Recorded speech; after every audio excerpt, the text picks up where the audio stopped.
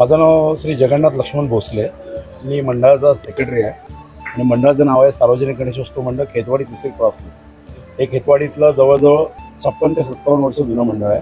1968 सालची स्थापना झालेली आहे मंडळात. मूर्ती बसवण्याचा संकल्प असा आहे की नारी शक्ती किती प्रचंड महान झाले किंवा सध्याच्या ज्या गेल्या तर 15 ते 20 वर्षामध्ये म्हणजे जवळजवळ ते इतिहासकालीन जर आपण संपूर्ण इतिहास पाहिला किंवा त्याचा अभ्यास केला तर नारी शक्ती तेव्हापासून अतिशय प्रसिद्ध आहे, अतिशय म्हणजे मजबूत अशी होती.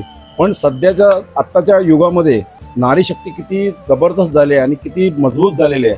आणि आपल्याला असं वाटतं की पुरुष पुढे आहे, पण किंचित काकणभर सरस आजच्या तारखेला जर आपण म्हटलं तर पुरुषापेक्षा किंचितची काकणभर सरस नारी शक्ती आहे. कारण नारी ही घर, कुटुंब आणि परिवार आणि त्याचबरोबर तिचा कामधंदा किंवा नोकरी, व्यवसाय हे सांभाळून सर्व काही करून सुद्धा ती हसतमुखाने सर्व गोष्टीला सामोरे जात असते.